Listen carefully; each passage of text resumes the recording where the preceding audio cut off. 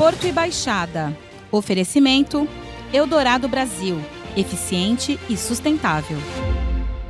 Aí sim, gente, muito bem-vindo ao nosso primeiro programa Porto e Baixada. Eu sou o Felipe Folli e eu que vou conduzir essa nossa jornada para falar de um segmento incrível, fantástico, mas de um jeitinho diferente.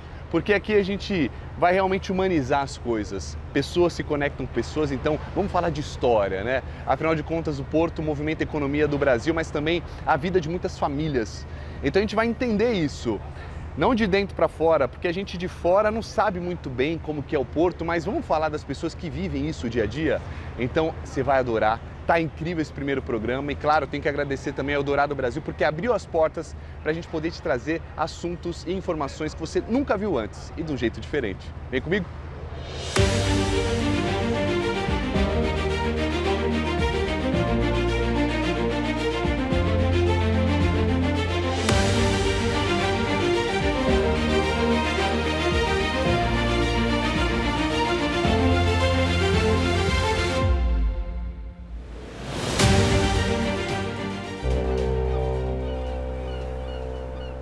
Hoje é muito comum a gente falar sobre sustentabilidade, proteção ao meio ambiente, proteção social, governança e a sigla que cuida de tudo isso dentro de cada empresa se chama ESG, certo? E é muito mais importante e maior do que a gente imagina, porque a gente está falando aqui de pessoas, de cuidar das pessoas, do jeito de cada uma delas e de respeito. Então bora ver essa matéria. Meu pai era guarda portuário. Nós estamos hoje localizados ao lado da guarda portuária. Então, quando eu passo por esse setor, quando eu passo por esses caminhos aqui ao redor que me remete ao meu pai, eu fico pensando, será que ele passou por esse mesmo local? Será que ele trabalhou nesse mesmo local? Porque eu não tive contato. Meu pai faleceu, eu tinha 2 anos. Então, eu não ouvi a história dele de trabalho, eu não ouvi a história de vida dele profissional. O que eu tenho em casa é a história de vida dele familiar. E quando eu chego próximo desses locais, guarda portuária, SPA, que é a antiga Docas de Santos na época dele, eu fico pensando, será que ele passou por aqui? Será que ele caminhou por aqui? Os meus irmãos, eu sei que a maioria, os 3 trabalharam no porto em geral, porque era estiva, então trabalharam no porto em geral. Mas me remete muito mais ao meu pai, na dúvida se ele passou pelo mesmo caminho que eu estou passando. Eu fiz uma transição de carreira aos 42 anos. Eu era da área comercial, totalmente minha vida inteira, até os 42 anos da área comercial. Eu fui gerente de um hipermercado da região por 9 anos, administrei uma rede de estacionamento por 9 anos e resolvi mudar de carreira, de vir para a área da saúde. Primeiramente, não foquei na saúde ocupacional, que é a que eu faço hoje, mas optei, fiz uma escolha e não me arrependo. O Porto traz grande importância, está sempre em atividade, sempre operando, está sempre em crescimento, Então quem trabalha no Porto tem sempre, almeja uma mudança de carreira, almeja uma mudança de função, um crescimento profissional, claro que sempre se qualificando, se especializando, Tem que estar preparado para a função, para a nova função que vem. O Porto tem várias oportunidades, várias oportunidades. Eu ia imaginar que eu, sendo da saúde, ia trabalhar no setor portuário. Estou aqui, saúde ocupacional do Porto.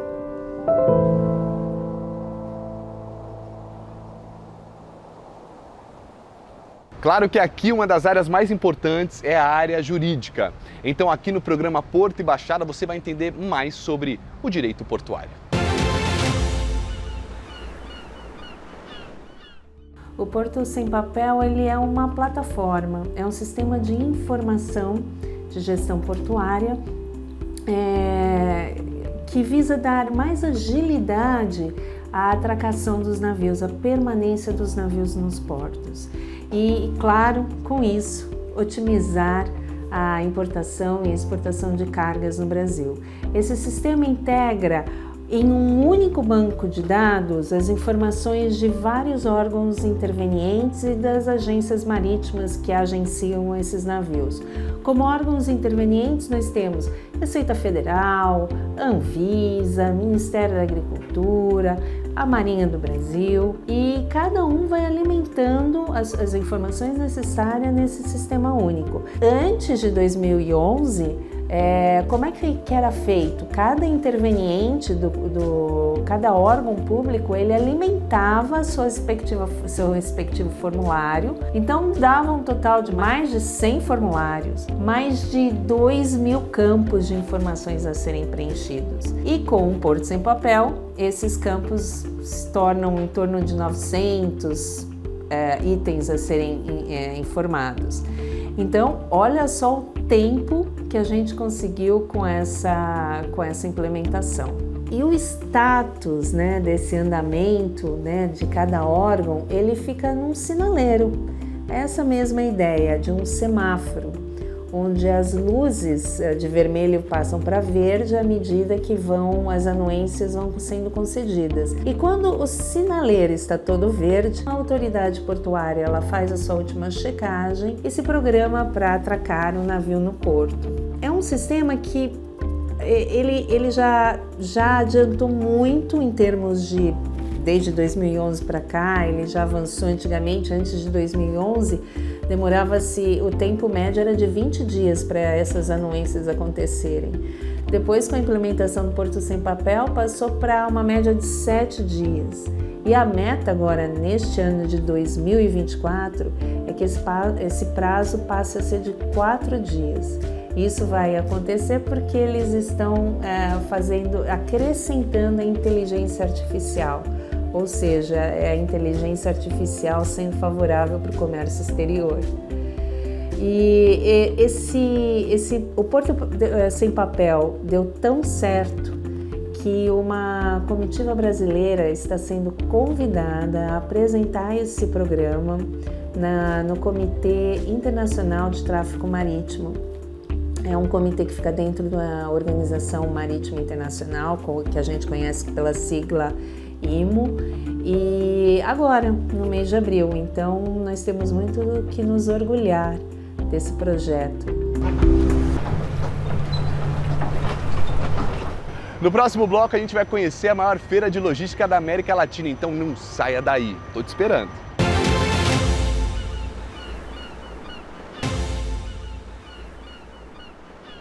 Nessa edição do programa, a gente vai contar a história e as histórias por trás do Porto de Santos. E com isso, a gente vai revivendo aquelas memórias desse gigante de mais de 130 anos. Então, por ser o mês da mulher, eu acho que é bastante pertinente a gente falar um pouquinho sobre as mulheres, né? Envolvidas no Porto de Santos. Que eram as catadeiras, né? Elas faziam a catação do café. Essa profissão de catadeiras, essa atividade de catadeiras de café já existia nas fazendas no interior de São Paulo, principalmente no interior de São Paulo, e elas já exerciam, né? As escravizadas das fazendas de café já exerciam essa atividade nas fazendas. Quando o café começa a chegar ao porto, e estar nos depósitos e nos armazéns, elas passam a exercer essas atividades já, né, nesse momento já livres, mas na sua imensa maioria eram mulheres negras e pobres que exerciam essa atividade diretamente no porto. Chamavam-se, né, de as pianistas, né, do porto, porque elas tinham dedos tão ágeis que elas conseguiam catar o café, né, fazer essa escolha do café tão rapidamente que parecia que elas estavam dedilhando, né, as teclas de um piano. E elas, óbvio, que ficavam dentro dos depósitos, né, o dia inteiro fazendo essa catação do café. E por que essa catação do café? Já existia nesse momento algumas dos primórdios, né, das máquinas, já existiam máquinas que faziam essa seleção dos grãos de café. Entretanto, passava ainda um ou outro grão defeituoso, um grão que não tivesse a coloração necessária, e essas mulheres então faziam essa catação refinada, porque esse grão ele teria um valor muito mais alto no mercado, justamente por ser um café puro, né? Um grão puro que saía para exportação. Então, o trabalho dessas mulheres era fundamental e foi fundamental para que o Brasil se tornasse, né, uma referência na exportação de café. O Porto e Baixada esteve na maior feira de logística da América Latina, a Intermodal, que aconteceu esse mês em São Paulo e claro que a gente vai te mostrar agora.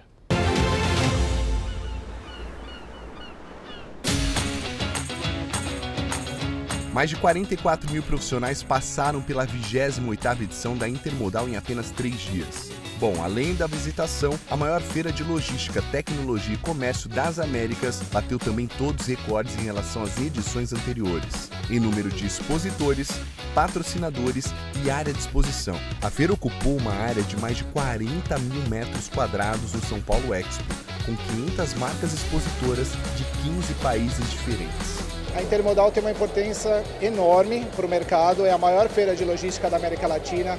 A gente encontra aqui os nossos clientes, os nossos provedores de serviços, colegas de trabalho e tem uma presença toda da marca. A gente trouxe aqui 10 países da América Latina, os nossos escritórios para visitar, tem gente da Alemanha, de Portugal, quer dizer, uma presença e uma importância extremamente grande para a América Latina.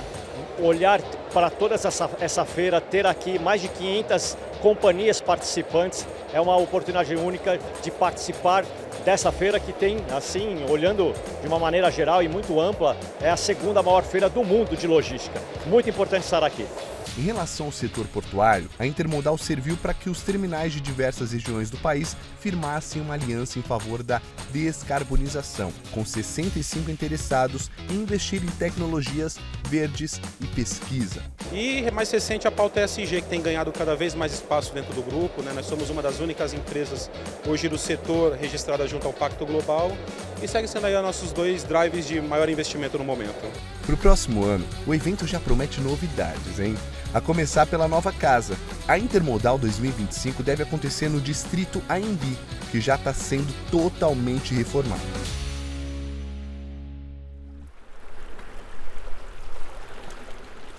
No próximo bloco, a gente vai ter uma entrevista com o diretor da Eldorado Brasil Logística, que é referência global em celulose. Mas o que é celulose? O que é isso? A gente vai te explicar, então não sai daí porque o Porto e Baixada tá demais.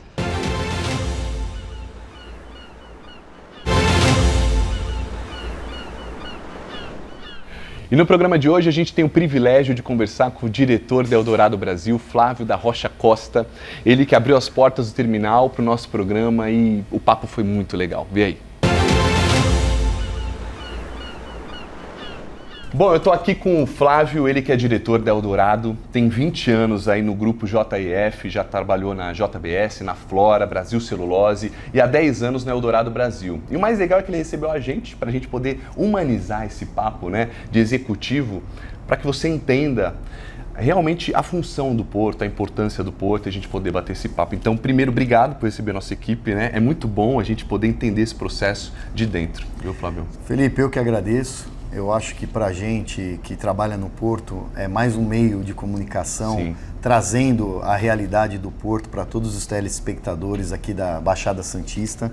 E a gente fica feliz em apoiar, em recebê-los, mostrar um pouco da nossa operação e tentar de uma forma mais tranquila, né, passar o que é o dia a dia, porque aqui é bem agitado, né? Mas passar de uma forma mais tranquila como que é o dia a dia do Porto, sim, e o que o Porto pode fazer para ajudar toda a população da Baixada Santista, né? Aliás, vamos começar com isso, para a gente entender a importância do Porto, né? Tem aquela dona de casa, aquela pessoa que está vendo lá todo dia o Fatioli e fala, nossa, o Porto, mas não entende a importância, né, do Porto para a Baixada Santista. Eu queria que você falasse um pouquinho para a gente entender. Olha, o Porto de Santos, eu acho que isso aí também todo mundo fala, né? É o maior porto da América Latina, onde ele tem 1/3, ele movimenta 1/3 do que o país produz. Então, assim, é muito volume, é muita coisa que o país produz. E 1/3 passa aqui pelo Porto de Santos. Então, eu acho que esse é um primeiro ponto. O segundo ponto é que o porto, muitas vezes, ele é um meio só de passagem para a carga poder sair do país, do Brasil, e chegar em outro país. Então a gente fala muito, né, de exportação de soja, a gente fala de exportação de milho, exportação de container, né, que tem vários tipos de produtos, exportação de celulose, que é o nosso caso. Então a gente utiliza o porto como uma passagem para que essa carga possa ir para um outro país. Então, o porto ele é essencial. Eu vou dar um exemplo. Para a gente poder produzir celulose, nós produzimos celulose lá no Mato Grosso do Sul, praticamente na divisa de São Paulo e Mato Grosso do Sul, numa cidade chamada Três Lagoas. Caramba. Então, a gente produz lá. O investimento numa fábrica dessa, ela é de 15 bilhões de reais. Não é tanto zero, né? É 15 bilhões, é muito dinheiro. Mas eu só consigo fazer um investimento numa fábrica dessa lá em Três Lagoas se eu tiver espaço para poder exportar essa carga através do Porto de Santos. Olha a importância do Porto de Santos. Se eu não tiver um espaço, não tiver condições de utilizar o porto para levar essa mercadoria para um outro país, eu não consigo nem fazer um grande investimento. Então eu estou dando um exemplo aqui da celulose, mas também isso serve para todos os tipos de produtos. É realmente o coração pulsante ali da economia do Brasil, né? E é muito importante mesmo, viu, gente? É legal a gente saber, né, conhecer de quem está de dentro. Mas aí eu te falo da sustentabilidade, até entrando nesse ponto, porque todo mundo olha e olha para o porto, mas com um lado negativo, mas tem muitos pontos positivos, aliás, na verdade, muito mais positivo do que negativo, se não só positivos, né? Então eu queria ouvir de você isso, sustentabilidade, como vocês pensam nesse processo de equilibrar entre cidade e porto? A gente, até eu vou falar um pouco, né? Eu, quando vim a Santos, quando tinha meus 20 anos, já faz um tempinho, a gente sempre olhou o porto, né, como uma área suja, né, uma área ruim, mas eu acho que tudo muda e tudo evolui, né? Então eu, 20 anos, era uma pessoa, hoje eu mudei bastante, evolui bastante, como acho que todo mundo tem essa evolução. E o porto evoluiu muito, né? Então a gente fala da parte de sustentabilidade. Quando a gente falava que o porto fazia um embarque, por exemplo, de grão, que subia toda aquela sujeira, né, aquele pó, hoje você já tem equipamentos com alta tecnologia que você não deixa essa fumaça, essa poeira sair daquele local, porque são equipamentos de última geração. A mesma coisa para embarque de açúcar, a mesma coisa. A celulose a gente já não tem esse problema, porque é um produto limpo, né? Então a gente consegue embarcar sem qualquer tipo de problema com sujeira. Mas assim, hoje o porto avançou em muito. Hoje a gente investe muito dinheiro para que a gente consiga manter essa parte limpa. E se vocês tiverem a oportunidade de hoje, passar aqui na frente, vir visitar o porto, é lógico, muitas obras acontecendo para estar melhor, mas vocês já conseguem ver que as operações, elas já são muito mais limpas. Então, eu acho que na parte de sustentabilidade, esse é uma parte, e a outra parte é a geração de empregos que o porto traz. Então, quando a gente instala aqui um terminal, por exemplo, Eldorado tem esse terminal, a gente inaugurou em julho do ano passado. Então esse terminal é um terminal de mais de 50 mil metros quadrados, a gente tem mais de 100 pessoas trabalhando hoje aqui no terminal, e para eu manter a estrutura do terminal operante eu vou precisar de mão de obra. Sim. Então esse é um ponto importante também, a geração de mão de obra e a qualificação da mão de obra. Uma coisa que eu percebo muita gente estuda em Santos, faz uma faculdade e às vezes, agora eu tenho que ir para São Paulo, agora eu tenho que ir para uma outra cidade. Abrir mercado de trabalho. Porque eu preciso ter um trabalho, porque só lá tem trabalho específico, porque eu faço. Negativo. Eu acho que a gente hoje tem muita oportunidade dentro do Porto de Santos de poder absorver essa mão de obra e principalmente mão de obra especializada. Demais. E você sabe que o nosso programa ele sempre fala aqui de histórias, né, de pessoas. Eu queria que você contasse uma história sua, no caso, nesses seus 10 anos aqui no Eldorado, do porto, alguma conexão, você tem alguma para contar pra gente assim? Na verdade, quando eu comecei a vir aqui para Santos há uns Você falou que vinha com uns 20 anos, 20, já descobri uma idade, tá bom, 50. Já descobriu. Uns 30 anos atrás, quando eu vim aqui para Santos, beleza. Eu nem tinha ideia do que era o porto, né? Uhum. Eu comecei a entrar no porto realmente há 10 anos atrás, foi a primeira vez que eu realmente pisei aqui dentro de uma área alfandegada, né, que é a área que é controlada aqui pela Polícia Federal, Receita Federal, então é uma área alfandegada. Faz 10 anos. E a história que eu tenho que me dá o maior prazer, que me dá uma honra no Porto de Santos, foi que através do porto, do trabalho que a gente vem realizando, eu recebi há 2 ou 3 anos atrás o título de cidadão emérito do Porto de Santos. Então, para mim é uma honra. Sim. Lá eu fui até a Câmara de Vereadores e todo esse trabalho que a gente veio desempenhando, hoje eu tenho a honra de dizer que eu sou um cidadão santista. Que isso, muito legal. Essa é uma história que eu vou guardar para minha vida toda. Eu também, eu vim de São Paulo para cá, então eu amo o Santos, entendo bem o que você está falando. Me deem aí como cidadão também, tá? Beleza? Agora, só para a gente encerrar, a gente sabe que a gente vai dobrar a capacidade aqui do terminal, né, do porto.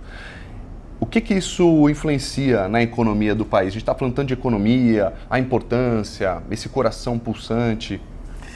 Nós tínhamos um terminal pequeno, um terminal de 10 mil metros quadrados. Então, na verdade, a gente multiplicou por 5 o tamanho do terminal. Então a gente saiu de um terminal de 10 mil metros quadrados para um terminal de 50 mil metros quadrados. E o volume que a gente fazia lá era em torno de 600 mil toneladas. Aqui a gente tem uma capacidade para 3 milhões de toneladas. Nossa Senhora, a gente não consegue nem entender. Né? Até nem dobra, ele até triplica a possibilidade. O que isso traz para a sociedade? Acho que o primeiro caso que traz para a sociedade é que a gente fez um investimento de mais de 500 milhões de reais. Então a gente teve, quando foi contratar a construtora, a gente teve o cuidado de pedir para que todos os funcionários que trabalhassem na obra fossem da Baixada Santista. Legal, e a construtora, juntamente com a secretaria, na época da prefeitura, fizeram um acordo e todos os contratados a gente veio trazendo da cidade. Outro ponto que a gente traz também é na hora que a gente vai fazer a construção do terminal, a gente, juntamente com a prefeitura, em comum acordo, fez um investimento de 4 milhões de reais para construir uma UBS, uma unidade básica de saúde, justamente aqui na região do bairro aqui dos Portuários, próximo aqui do terminal. Então a gente tinha uma opção de escolher o que a gente gostaria de investir, a gente escolheu o UBS, pegou um espaço que era até do Lions, o Lions ainda mantém um escritório lá, e a gente fez a construção dessa UBS que vai atender 16 mil famílias. Sensacional. Flávio, eu te agradeço. Obrigado, viu? Valeu aqui por abrir as portas pra gente. Bom, esse foi o nosso programa Porto e Baixada, todo sábado, 10h30 da manhã. Esse foi o nosso primeiro, muito legal. Espero que você tenha gostado. Valeu e até a próxima.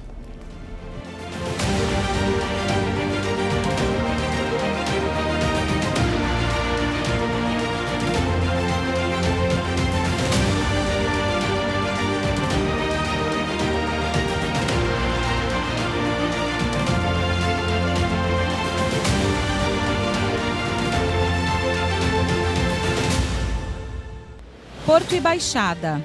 Oferecimento Eldorado Brasil. Eficiente e sustentável.